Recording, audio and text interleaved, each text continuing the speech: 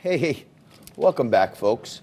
Now, usually on Liquid Lunch, Monday to Friday, noon to 2 Eastern, we're the only show on television that brings on Democrats and Republicans every single day for thoughtful conversation. We prove that people of different political ilk can still have thoughtful, intelligent conversation.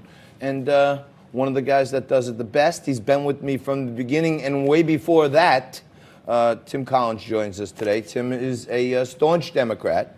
He's a staunch anti-Trumper. But he is a sound guy, and he works in, he runs basically Bobby Vance Steakhouse. He's a general manager across the street from the New York Stock Exchange. So he has a lot of interactions with us evil capitalists. But your opinions are always great. Expands my mind. Hopefully it teaches our viewers a little something else on where other people's mindsets come from. But you and I were lucky enough to be down in West Palm at PGA a couple of weeks back, and we were forecasting what might happen with the primaries, and you, in your finest team establishment mode, said that you thought Joe Biden was the front runner and he was the one to beat. I did. Well, I did, and I don't necessarily think that he's not still. We knew that it was baked into the cake that New Hampshire and Iowa weren't going to be going his way. He knew it. We knew it. Everyone knew it. We also know that South Carolina's on the cusp. It's coming up in a week, just over a week, and then you have 12 states in Super Tuesday, all of which hold these large African American and brown and black people that are going to be out there and voting. And the question now, I think, has to be asked is, well, how big of an echo chamber are we in? The news media keeps, going back to the fact that, well, he got killed in New Hampshire, he got killed in Iowa, and it just, how much of that echo chamber is going to really feed right into the frenzy that he's not the inevitable candidate. I mean, we have to wait and see what happens in South Carolina, and then 3 days later, we got Georgia, Texas, California, Vermont, Massachusetts, all these other states that, not that Vermont has a large African American community, but Massachusetts does. Yeah, well, what about this? I showed a clip a little earlier. Joe Biden's in New York trying to raise some dough, right? He's got like $9 million on hand or something. Mike Bloomberg spent $9 million in the last hour or so, right? I heard it was $38,000 a second. Right, $328 million in a month. $350 million in a month. And he's going to double it, he says. Yeah, and Joe Biden's here scrounging around looking for $2,600 checks. There, he's got a problem on his hands, doesn't he? That's definitely a problem. And when you said a little earlier, you said, we kind of knew he wasn't going to do well in Iowa.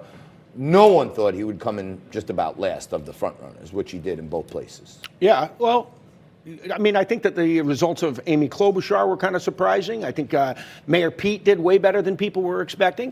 So, he was the direct recipient of the moderate vote splitting themselves up. He, essentially, if you took a look at the vote totals, that moderate wing put all together, if put in one candidate, is going to be pretty effective. So does Mike Bloomberg come in and sweep all those moderates out with another $300 million? It remains to be seen. Kind of looks like it. It kind of does. I mean, I wouldn't think, I think that the Democratic Party right now has got to be a little bit nervous with Bernie running away with this thing in the early states, and then it's out of their control. But do you think the Democratic Party is really afraid right now? I feel like there's a big hunk of the party who actually doesn't want Bernie to win. Oh, I agree. So they're hoping for Bloomberg to come up the middle and take this thing. I totally agree. I think the Democratic establishment is terrified. Broken right now. That three candidates just hang in there and split the vote. Right. I mean, we're going to see right now where Elizabeth Warren, if she has another day like she had the other day, she's finished. Oh, I think she's on life support right now. I agree. She's hanging in there with the last of her dough. But I want you to take a look, before we go, I want you to take a look at this clip. This is Mike Bloomberg being asked what was the main cause of the mortgage crisis and basically led to the meltdown of the American economy. He's talking about redlining.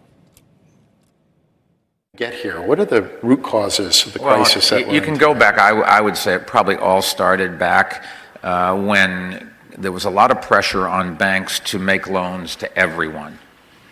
Redlining, if you remember, was the term where banks took whole neighborhoods and said, people in these neighborhoods are poor, they're not going to be able to pay off their mortgages, tell them your salesmen don't go into those areas. And then Congress got involved, as local elected officials as well, and said, oh, that's not fair, these people should be able to get credit. And once you started pushing in that direction, banks started making more and more loans where the credit of the person buying the house wasn't as good as you would like. To me, I hear that. He basically said as soon as they started making mortgages in minority neighborhoods, that's what caused the whole mortgage meltdown.